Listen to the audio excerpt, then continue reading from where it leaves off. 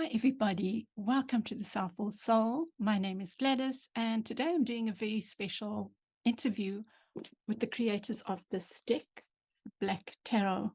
So the author is Nyasa Williams, and the artist is Kimishka Naidoo. So I'll be chatting with them.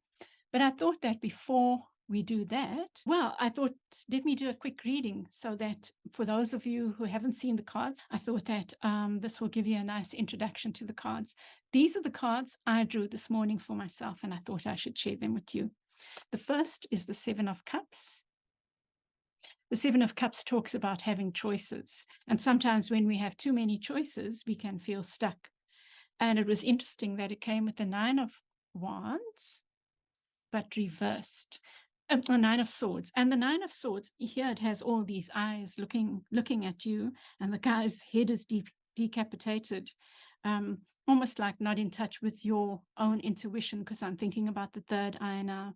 But what the Nine of Swords does talk about is sleepless nights, like being in your head about stuff. And yes, when we have lots of choices, we can get stuck in our heads.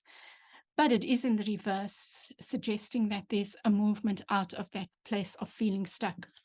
Or suggesting, and then the card that I drew after that was the Four of Swords, because what better card to draw as an antidote to that? What better cure than going within, withdrawing, meditation, taking time out? And one of my favorite tarot readers, I haven't seen him for a long time, his name is Astral Luck. He used to say, sometimes all you need is a sleep. And it's true, sleeping can be so healing. And in this deck, the Four of Swords generally talks about withdrawing, meditation, that kind of thing. But here, it's represented by a person busy with their journal, writing. And I know Nyasha is an author. She's produced a number of books, published a number of books, and she speaks about journaling, which is also something I speak about a lot. Journaling is a powerful tool for self-reflection and for finding inner answers. So it's fitting that this card should come.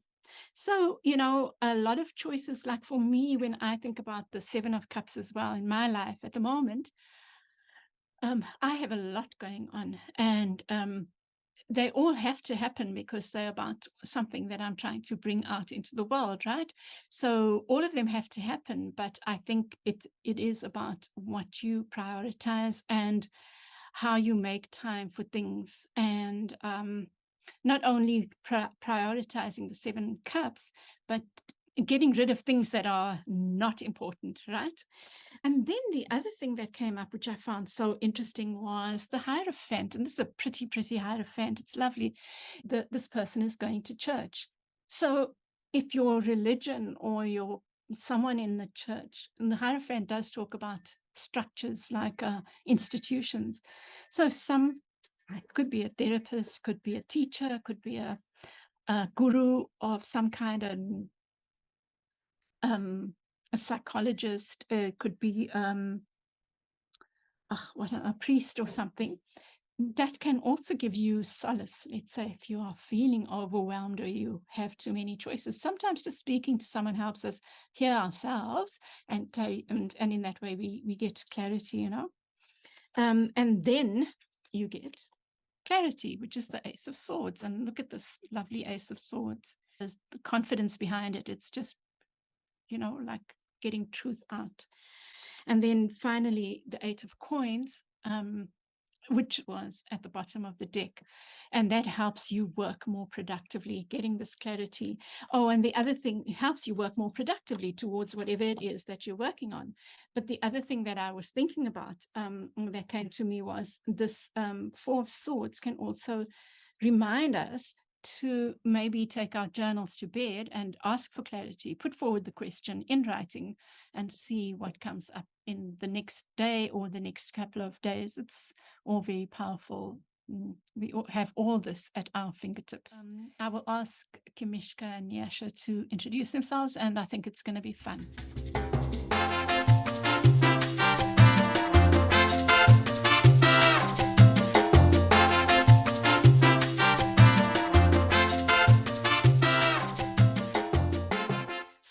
welcome both. And Nyasha, I just wanted to thank you for having the deck and the journal sent to me. I really appreciate that. And in turn, I've just ordered one. I'm gifting a friend. They don't know it's going to come to them. And yeah, so thank you for that. Of course. Yeah. Thank you for having us. We're really excited to chat with you and discuss the deck. Yeah, it's definitely one of our babies. Yeah. Okay. So we'll start with the introduction. So I will let you speak about yourself. Nyasha, you are the creator of this deck. You're the originator, the author.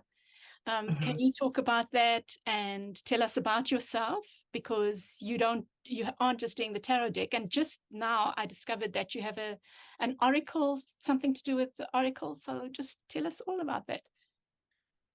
Yeah. Hi, I'm Nyasa Williams, author, creator, activist. I really am trying to create and put out in the world what I feel like was missing for me as a child. And I really try and make work that I feel like and build the world that I think that our future children deserve and our ancestors deserved. So a lot of my work is centered around building the world I believe in. And I am very passionate about social justice, very much a social justice advocate. I resonate with being a griot, which is more complex than a West African storyteller, but if you're interested, definitely dig further into that. In terms of the tarot deck itself, my spirituality has always been evolving. I grew up Christian, I was in the church. And for my parents, it wasn't about the denomination, it was about the outreach of the church. So I was like baptized Lutheran, I was confirmed in the Anglican church, like I went through many, many different denominations. But ultimately, I just felt like something was off for me, and something was missing, and it just wasn't aligning for me the way that, I mean, I think everyone who wants you to attend the church and parents hope it does. And so there was a lot of like me being really deep Christian, and then out of that back and forth for me for a long time. Then I feel like 2020, there was definitely an energetic change in the whole world. And I think that even before that, I was dabbling. I thought, oh, maybe I'm a witch. And I started opening those doors. And, feeling very connected to nature and reconnecting with nature, reconnecting with my roots. I started digging into, my DNA because I'm adopted. So I'm a transracial adoptee. My parents are white. All my siblings and I are Black. And so digging into that a little deeply as well. And that led me to connecting with my maternal birth family. And so there's just a lot of things opening up for me in terms of reconnecting with my roots. But ultimately, ancestral veneration is what I practice now. And when I started doing that, I felt very called to divination. And from readings that I've had done, divination runs in my blood. It's very much part of my ancestral line. And when I was working with tarot, the cards felt very, very like a very natural tool for me to use. And I was not resonating with a lot of the decks that were out there. Like they were okay, but it wasn't like I read it and I just knew what was being said to me. So that is where the tarot deck came in, is me creating a deck that just spoke to my soul in terms of like what the meanings mean for me. And I wanted to make sure that representation was there because I was not seeing myself a lot in a lot of the decks that exist, especially in the mainstream decks, because there are indie decks, and I obviously do as much as I can to support indie authors and self-published authors with their decks. But getting into the mainstream as a Black and BIPOC created deck is really big. Yeah. No, I'm 100% with you there. It really is special because I think it goes so much deeper. It looks at things with a different eye, it is truly special. And when I came across it, I thought, wow. And then I saw Kimishka's name, and sorry, but I owned that name. I said, that is a South African. I mean, Naidoo is not a South African name, but I claimed it. And yeah, I was so excited when I saw all of that, anyway, over to you, Kimishka. That's so nice. Yeah. Yeah, I was pretty shocked when I heard from you. So, okay. So I just recently coined the term as illustrator after officially working, I guess, on this deck. But what had happened is before that, I'm a creative.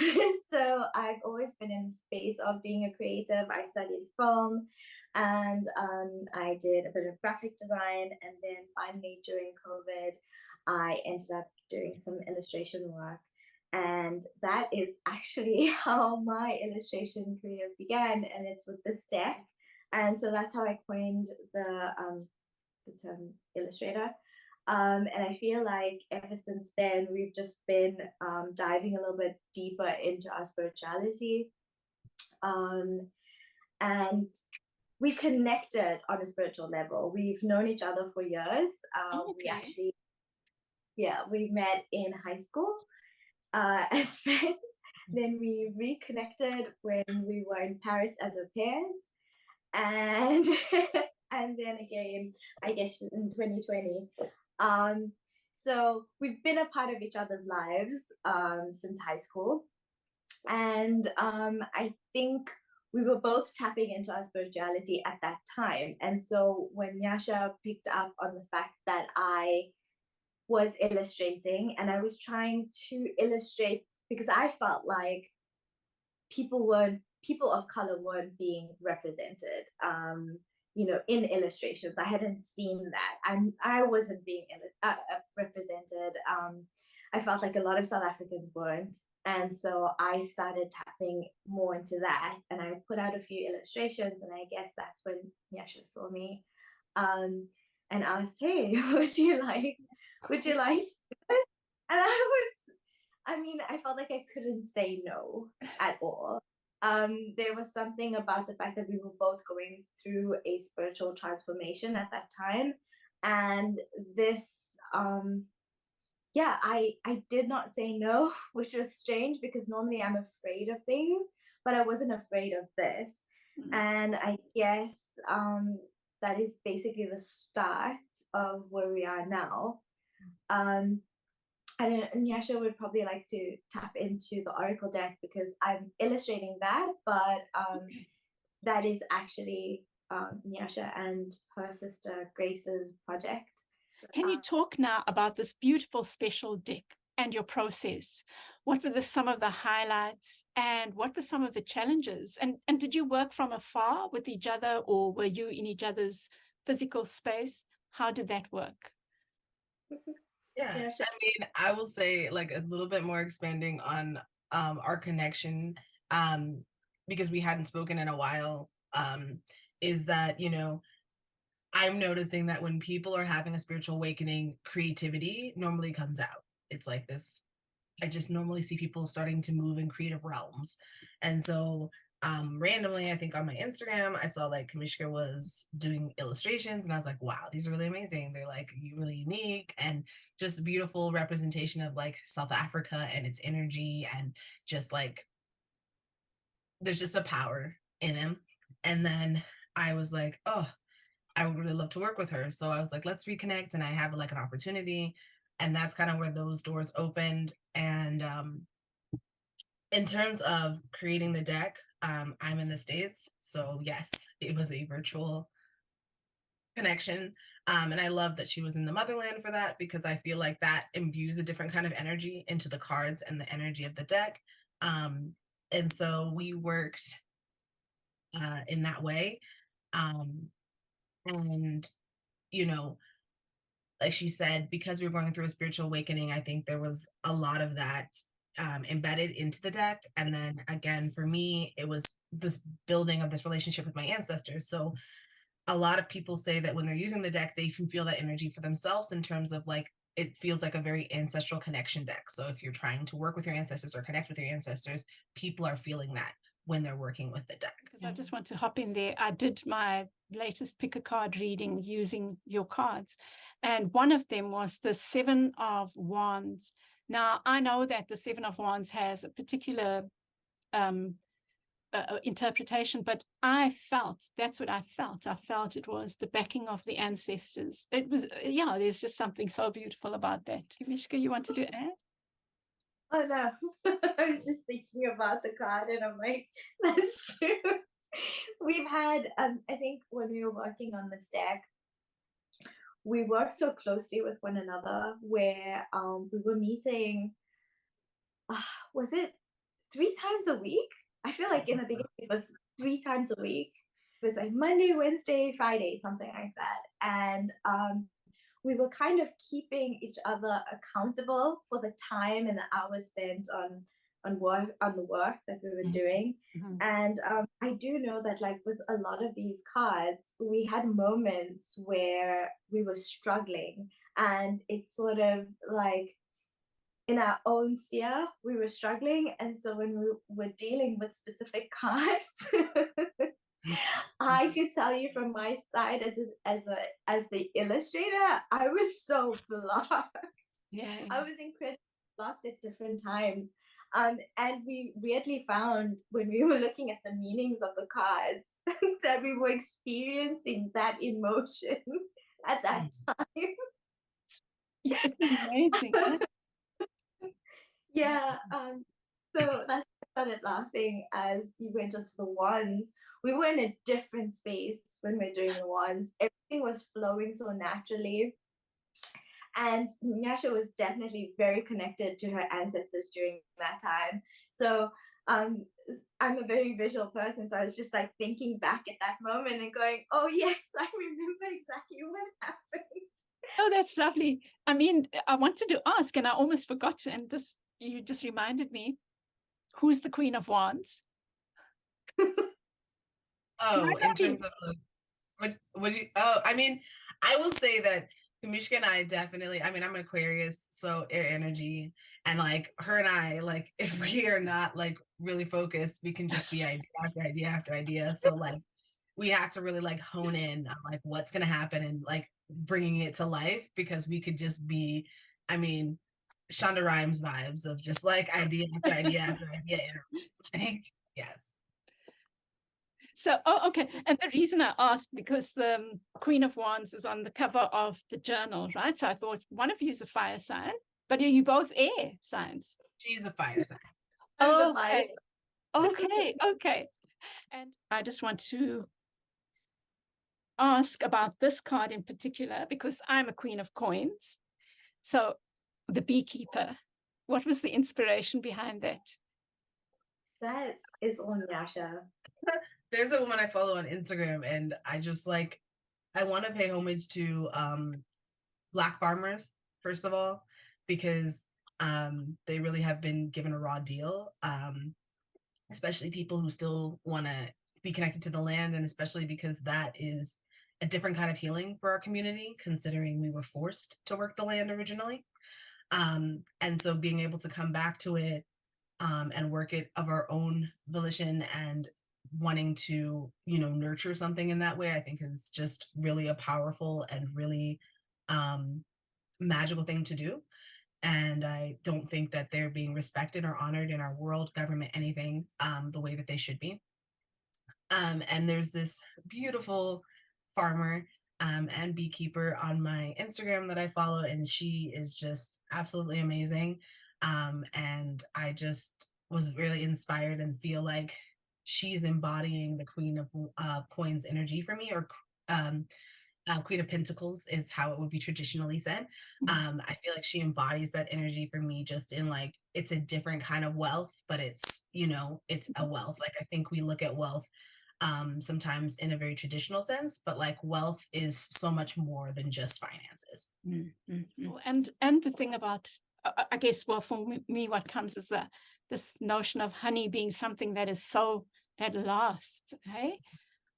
And how important bees are. I just love that. Exactly. Yeah. And they're nurturing something that is necessary for our life, right?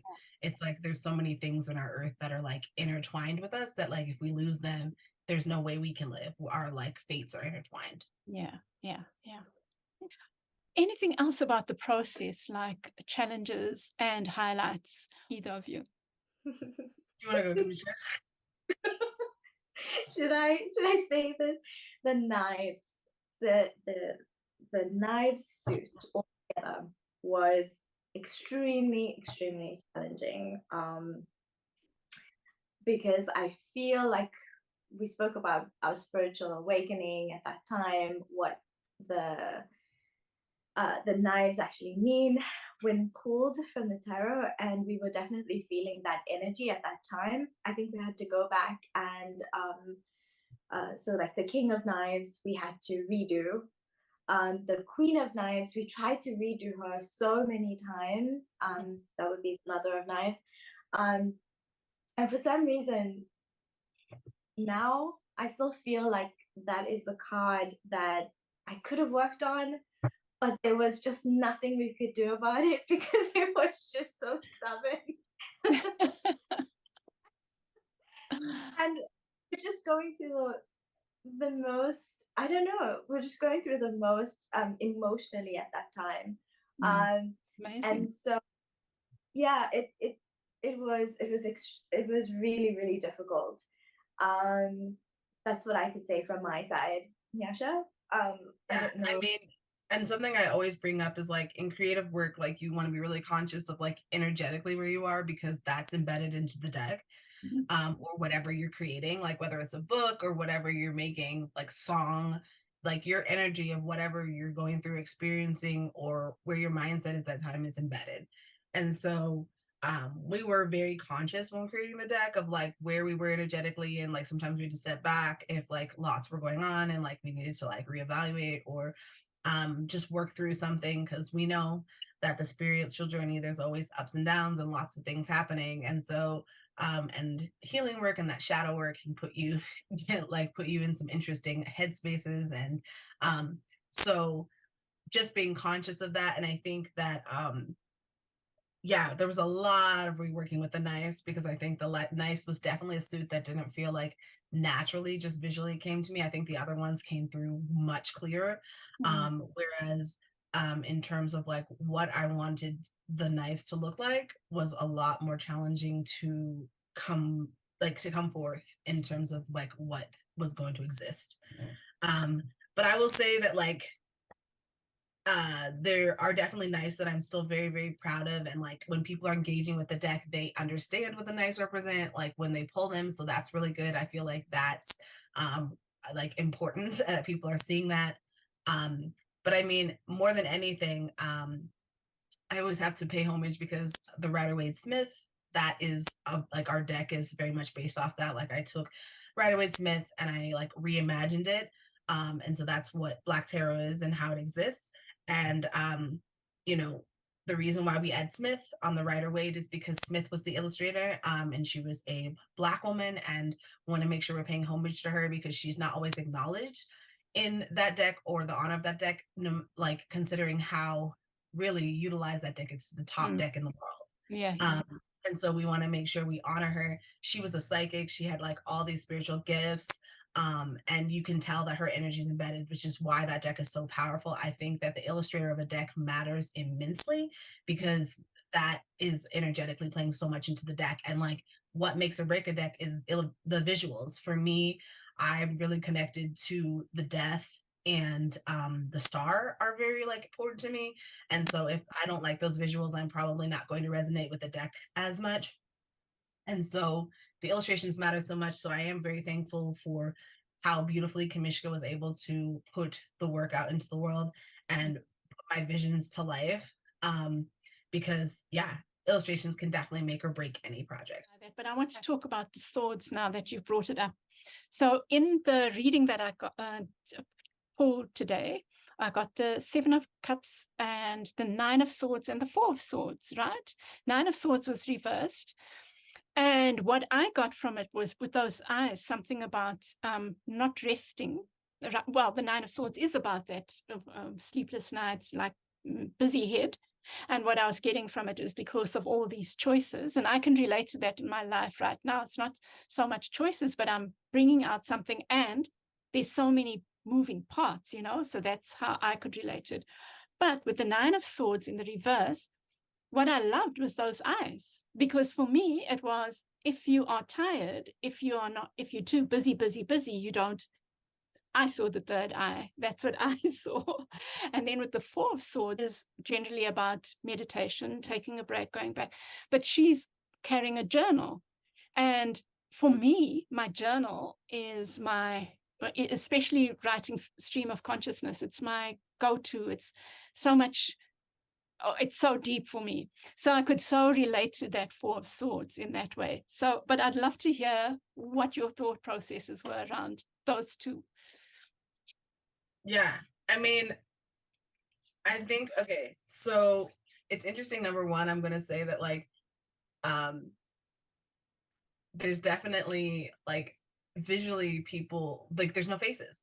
So people have assumed the sexes of different people, which like sometimes they are correct and sometimes they are incorrect in like what we drew them as, but I think that's okay. And I think that ambiguity is okay within this deck.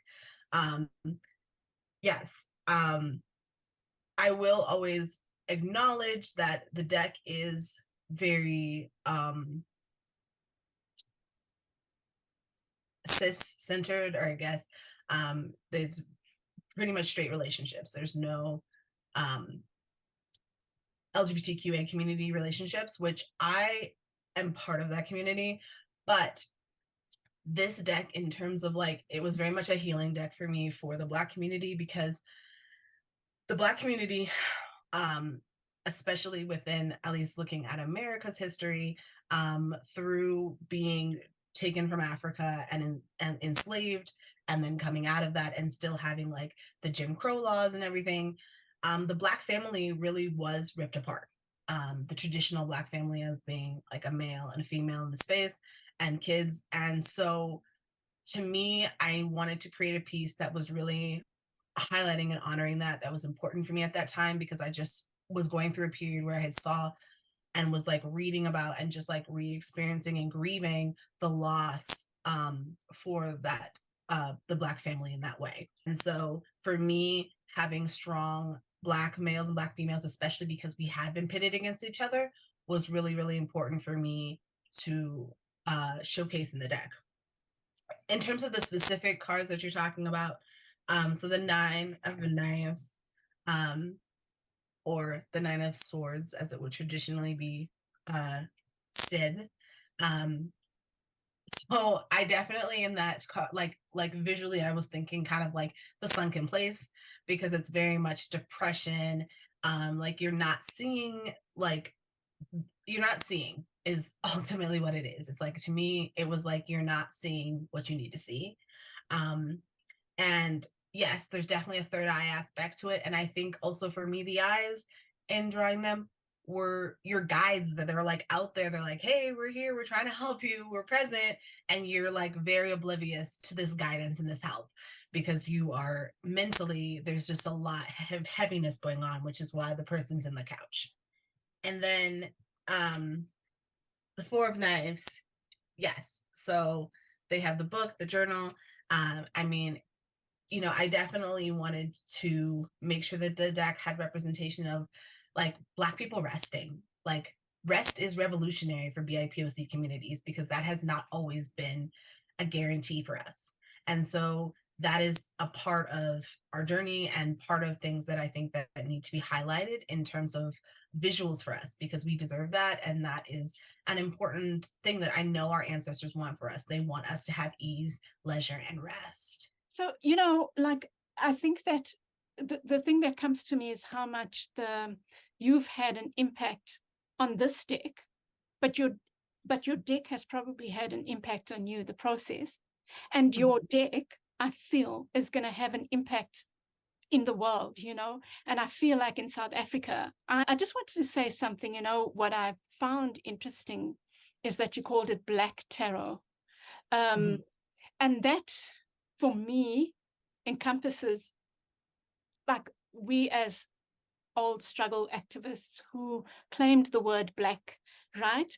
And Steve Biko's influence on that, and how we claimed it as a way of expressing solidarity, but also as a rejection of the non-white label, because that's also what we were. So I mean, really, when I saw it, it washed over me. It was very powerful.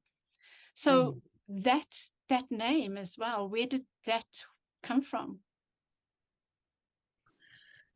I actually had a different name for the deck originally, which is not uncommon when you create pieces and then they end up with a publisher and then there's just this rethinking of like what the titling is going to be.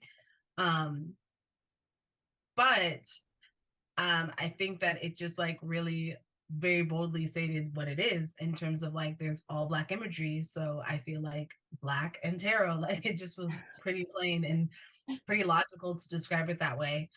Um, and then, you know, making sure that both the journal and the deck are honored as ancestral connections. So making sure that the names of both, like the description and the name of the journal, are both reminding people that it's for ancestral connection, if that's what you're aiming to do. Just talking of the journal, that journal is beautiful. It's thoughtful, and but even your guidebook is so thoughtful. It gives people so much to think about. In the reading that I did, I read what you wrote, Kimishka, in your dedication. It was so beautiful, and it honored your relationship and your process. Yeah, we're very lucky to be connected and working on these projects together. And my Oracle, so the Oracle deck that's coming out is be in September. I wrote that with my youngest sister, so Grace is her name, and then Kimishka is our illustrator. And that's a really exciting deck. It's centered around the elements because I feel like the elements are outside of us and within us. And so it's about that balance, finding that balance within yourself. So every element has like the imbalance and the out of balance and what that looks like and bringing that into balance within yourself. And so that's what we were thinking. So we use 5. I mean, I know some people on a general sense think of the elements, especially if you're thinking it in terms of tarot, you're thinking 4. We had spirit. So spirit is our 5th element. We wrote spirit together. And then I wrote water and air and she wrote fire and earth. And the illustrations are really gorgeous. We brought a lot of African print into the deck, which is just stunning because each element has its own color. And so Kimishka beautifully added the African print into each illustration for that one. So also very excited about that. Oh gosh, I'm excited about that. I don't use Oracle a lot, and I use it, I'm focused mainly on the tarot, but there's certain Oracle decks that I love and I can't wait. Yes, and we're hoping that will be really complementary to Black Tarot. Beautiful. Because a lot of people like to pair decks, and we're hoping that people will see that as a great pairing, especially because it's written by the same author. Yes. And then and again, both decks were written when Kimishka was in South Africa or like illustrating, so both have the motherland energy in them.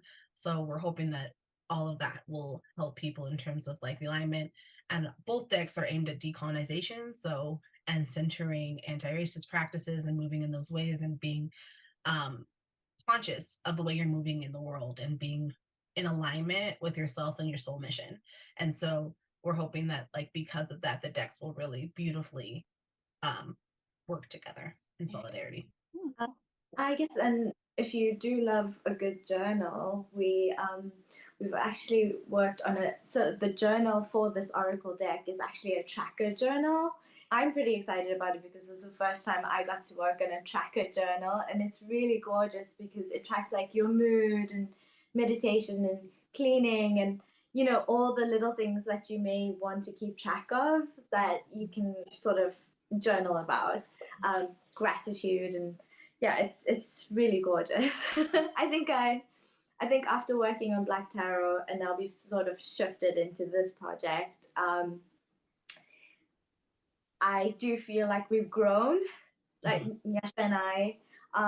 This process going into the Oracle was a lot easier than, for example, the tarot, which, I mean, we loved every moment of it. We cried, we laughed, we had so many spiritual awakening moments.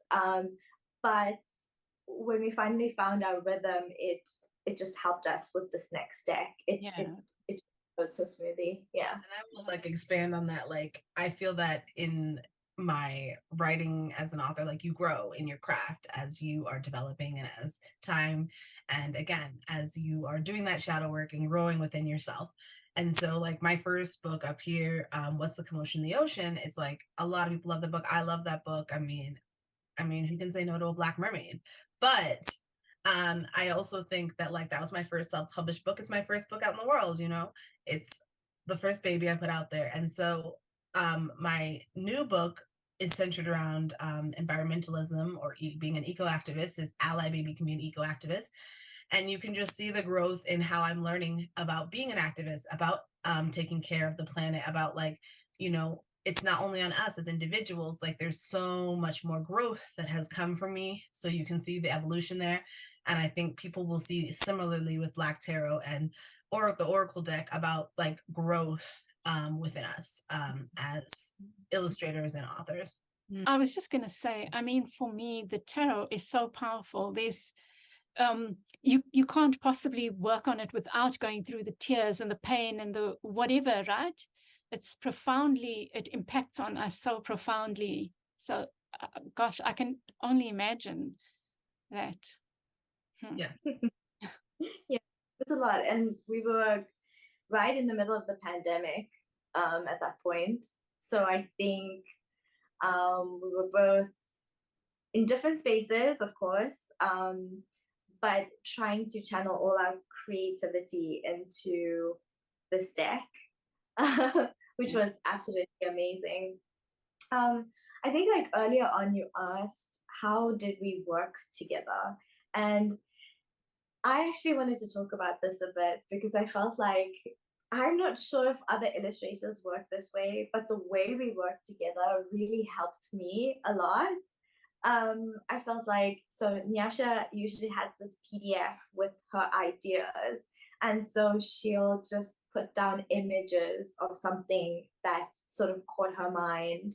And I wasn't, so Tara and I, we didn't really know each other very well, and so it was really difficult for me to connect initially because I was like, oh, okay, I know the basics, and obviously I've tried tarot before, but I didn't know like the meanings, and I didn't understand the imagery. And so the best thing was having those images there for me to sort of picture, okay, she would like this and this and this element put together.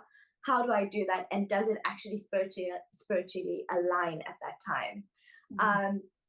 And so there were times where the images were correct, and then other times we sort of just scrapped them all together and went with something completely different. Yeah. But it was really amazing to see that somebody was just saw things in the same way that you did. I think that's why we work so well together.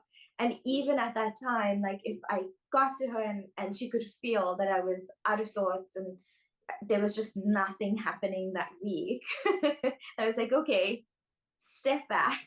Yeah. Let's rethink. Yeah. I can see this working right now. And I know that other people wouldn't appreciate that, but I appreciated it so much because it kind of broke that barrier of being nervous and like, okay, speak your truth. This isn't working right now, but this is what's happening at this time. And I think that's like really important, especially if you're an illustrator for anything ancestral. You need to be able to be spiritually intact, and you need to be able to work with people who understand what is happening at that time. So yeah, it's something that I obviously reflected on after the deck, and so not when we were working on it, but moving forward, I think that's what made the Oracle deck a lot easier for us to work through. Yeah, sure. You want to add there? I was going to say that, like, in terms of favorite cards or bringing up cards that I feel like conceptually really came around. I think even in the knives and how challenging they were, to me, this card is really, really important. So that's the 5 of knives, or the 5 of swords. Yeah. And to me, it's really a powerful card because again, we were struggling with figuring out what to draw for this, but I saw it, to me, the Five of Knives is unnecessary fighting. Like, no one's really going to win. It's this like unnecessary battle. And to me, that very much is within Black males, Black females. So that's why there's visually a Black male, Black female there. I have the light skin, dark skin, because that's another battle that I think that is consistently going on in the world with colorism, right? And I think, again, you've got like this, people at the top just like watching and loving this. Like, this is the systems that have been created. And a lot of us are just not realizing that we're entertaining these battles that are going on that are just honestly harming everyone ultimately, but not realizing it. And so that's, to me, what really I tried to embody within this card. So looking back at the cards, love this one. Yeah. This is one of my favorites. Which is that? That is the Ace of Baskets. Okay, that's the one. Yeah, your Ace of Cups. Okay, so that's beautiful, right? It's on your cover of the journal. That, I guess it's the red, but I love this, the Seven of Coins. That waiting, beautiful. The Hanged Man. Yeah. And there's something about, the Chariot, right? Mm-hmm. That's like, I'm just taking this on. And I don't know what it is about her tummy that I love. Like, I don't know. There's something about the curviness that I love. Something that Nyasha was very insistent on is making sure that we had all types of body, that we're very body conscious. We included everyone, and I guess I would say that my favorite card would be the Empress, because that was one of the first cards that we created where she was like, okay, your mindset is not in the right direction here. We've got to start looking at other body shapes and sizes. And when I created that, I could just feel this Empress. And I guess I was also possibly going through like body issues at that time, but creating that card specifically was just so liberating in a way where it's like, be in love with your body, you can be an empress no matter who you are, and no matter what you think you look like, you're gorgeous. So that is something that is throughout the day. Beautiful. And I think the Empress really embodies like Oshun energy. Just with the orange, I think that like it's very evident that like there's very much an Oshun energetic vibe to the card. Yeah. Six of Wands. I pulled that yesterday, so. All right. Six of Wands, traits, recognition, victory. Card description. A woman sits on a horse on a carousel. She is victorious, basking in the fruits of her transformation through the cycles of life. The Six of Wands reminds us that our past does not dictate our future. Let go of any imposter syndrome that may be creating self-doubt. Share your magic with the world unapologetically. Public recognition is wonderful when earned, but it should not operate as motivation. Success is still success, even if it is not recognized by others. The Six of Wands is about owning and harnessing what makes you unique. In Yang, public recognition, completion of a cycle, growth of your craft, enjoying the fruits from the transformation of struggle, reconciliation and reunion in relationships. In Yin, self-sabotage, dropping out and giving up, an accident, needing external validation. And aligning, record your strengths and achievements daily. That's beautiful, which is something that I meant to say. That's what I love about the deck as well, is that yin yang and then the affirmation or as something to do. I love that. Oh, there's one that already popped out. Okay, it's the Two of Coins. All right, Two of Coins. Traits, prioritization, and adaptability. Card description. A young man juggles 2 cowrie shells on a sports field. The shells here represent roles and responsibilities. The man is practicing finding his balance while holding focus in more than one area. Finding balance in rest, work, relationships, exercise, and leisure. Work on creating a flow and implementing systems that will allow you to multitask with ease. The 2 of coins encourages you to handle the unexpected with a sense of calm. Roll with the punches. Don't take them personally. Be adaptable to life's struggles. While the man doesn't shy away from hard work, he knows his capacity and stays within it. You will overcome anything that comes your way if you manage your energy, time, and wealth. Yin Yang, collaboration, partnerships, adaptation, multitasking, prioritization, being in sync and in balance. Yin Yang, carrying a weight that is not yours to carry, feeling financially stretched, biting off more than you can chew. And aligning, turn off your notifications and truly clock out outside of work hours. Lovely. Perfect. And I will say, so in terms of the pentacles, the reason why cowrie shells are there, and I chose that as the visual, is because cowrie shells were a form of money in Africa. Like they were very, very important aspect of wealth and financials. And a lot of us wear them now as like in honor of our ancestors, but also in honor of abundance in all of its many forms. So I wanted to pay homage to that ancestral piece of history within the deck as well. Do you anything last words or things that you want to get in? I think I'm a wrap. Yeah. Same here. Well, thank you. Yeah. Yeah, thank you so much. Really, it's been such a pleasure. I've loved chatting with you. I've loved hearing about it. I've loved engaging with your cards.